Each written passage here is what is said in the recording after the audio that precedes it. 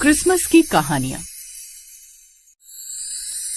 दिसंबर की सर्द रात थी। आसमान में हल्की हल्की बर्फीली हवा तैर रही थी, पर उसी मोहल्ले के कोने में एक छोटी सी टूटी फूटी झोपड़ी में अजीब सी खामोशी पसरी हुई थी। उस झोपड़ी के अंदर एक पुराना कंबल ओढ़े सारा बैठी थी। उसकी आंखें दरवाजे पर टिकी थीं। बाहर से आती ठंडी हवा हर बार दरवाजे की दरार से अंदर घुस जाती और वो सिहर उठती। ओह, आज भी कितनी ठंड लग रही है। तभी बाहर जिंगल बेल्स गाते हुए कुछ लोग जा रहे थे, साथ ही घंटियों की आवाज भी आ रही थी। सारा ने धीमी आवाज में कहा, आज फिर क्रिसमस आ गया, पर हमारे घर में तो हर दिन एक जैसा ही है। पास ही एक कोने में उसकी 8 साल की बेटी मैरी टूटे हुए खिलौने से खेल रही थी। उसने झट से मुस्कुराते हुए कहा, मम्मी, इसका मतलब आज सेंटा आएगा ना? सब बच्चों के पास जाता है तो हमारे पास भी आएगा। अपनी बेटी के मुंह से ये बात सुनकर सारा की आंखें भर आईं। उसने खुद को संभालते हुए कहा, हाँ बेटा, सेंटा सबके पास आता है और शायद हमारे पास भी आए। लेकिन कहीं न कहीं उसके दिल में एक टीस थी। उसे पता था कि सेंटा सिर्फ कहानियों में ही आता है। असलियत ये थी कि सारा के पास न तो पेड़ सजाने के पैसे थे, न केक खरीदने के। घर में राशन भी मुश्किल से 2 दिन का था। असल जिंदगी में तो उसे रोज मजदूरी ढूंढनी पड़ती थी ताकि बेटी को 2 वक्त की रोटी मिल सके। ये सब सोचते हुए वो पुरानी यादों में खो जाती है।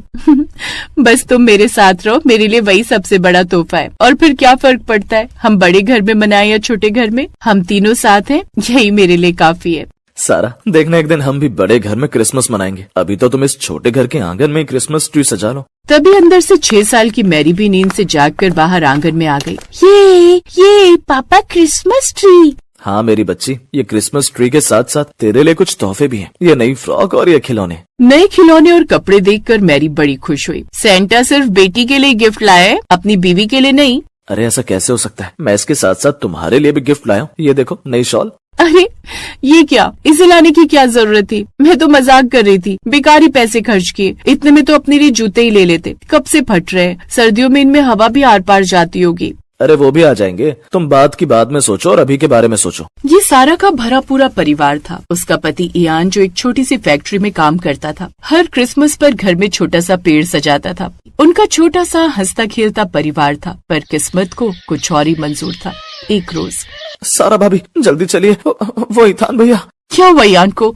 आप कुछ बोलते क्यों नहीं? ईथान की फैक्ट्री में आग लग गई है। उस रात फैक्ट्री में हुए एक्सीडेंट ने सारा की दुनिया उजाड़ दी। फैक्ट्री में लगी आग में इयान बुरी तरह झुलस गया और कभी लौट कर नहीं आया। मुआवजा भी इतना नहीं मिला कि जिंदगी संभल सके। तभी से सारा ने अपने सपनों को समेटकर बेटी के लिए जीना शुरू कर दिया। मैरी ने देखा बाहर बच्चे नए कपड़े पहनकर दौड़ रहे थे। किसी के हाथ में चॉकलेट थी, किसी के पास सेंटा की टोपी। वो दरवाजे से झांकते हुए बोली, मम्मी देखो, सबके पास कितना मजा है, सब कितने खुश हैं। सारा ने उसे अपने पास खींच लिया। बेटी, खुशियाँ चीजों से नहीं आती, दिल से आती हैं। चल आजा, खाना खा ले। ऐसे ही रात के 10 बज गए। सारा ने मैरी को सुलाने की कोशिश की। सो जाओ बेटा, सांता तभी आते हैं जब बच्चे सो जाते हैं। तब मैरी ने तकिए के नीचे पुराना मोजा रखा और बोली, मम्मी, मैंने सांता के लिए दूध नहीं रखा। सारा ने रोटी का आखिरी टुकड़ा दूध में भिगोया और कटोरी में रख दिया। ये रख देते हैं। अब मैरी सो गई, लेकिन सारा की आंखों में नींद नहीं थी। वो खिड़की के पास बैठ गई। ठंडी हवाएं उसकी आंखों में भर आई। हे प्रभु, मेरे बच्चे की उम्मीद मत तोड़ना। उसने मन ही मन प्रार्थना की। फिर सारा को अपने पति की याद आ गई। हर क्रिसमस वो कहते थे,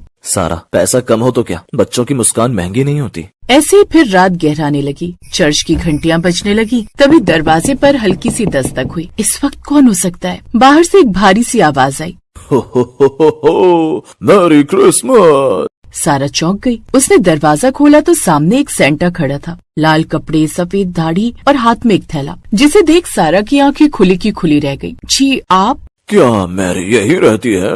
सारा की आवाज नहीं निकली। उसने बस हाँ में सिर हिला दिया। वो बहुत अच्छी बच्ची है। उसने कोई महंगा तोहफा नहीं मांगा, उसने मांगी तो बस माँ की मुस्कान। ये सुनकर सारा रो पड़ी। लेकिन मैं मेरी बच्ची को कुछ नहीं दे पाई। उसके लिए क्रिसमस पर एक तोहफा भी नहीं ला पाई मैं। ऐसा कहकर उसकी आंखों से आंसू बहने लगे। अचानक से आवाज आई, अरे मैडम, आप ठीक हैं? सारा ने फिर से देखा तो वो सांता असल में मोहल्ले के जोसेफ अंकल थे, जो कि चर्च के केयर टेकर थे।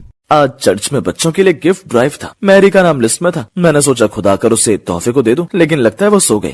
सारा शर्मिंदा होकर बोली, ओह माफ कीजिए। जोसेफ ने बीच में ही रोक दिया। नहीं मैडम, माफी की कोई जरूरत नहीं, ये हक है बच्चे का। फिर उन्होंने झोपड़ी में छोटा सा क्रिसमस ट्री रखा, कुछ लाइटें जलाई और खाने का सामान दिया, जिसमें राशन पानी के साथ साथ कुछ सामान भी था। ये सब सिर्फ आज के लिए नहीं, आगे भी आपको चर्च मदद करेगा। आपके घर राशन भी भेजता रहेगा। साथ ही चर्च ने आपके वहाँ की साफ सफाई का भी काम दिया है, जिसके बदले आपको महीने के 15,000 भी दिए जाएंगे। ये बात सुनते ही उसकी आंखें भर आईं। उसने रोते हुए उनका धन्यवाद किया। भगवान आपको खुश रखे।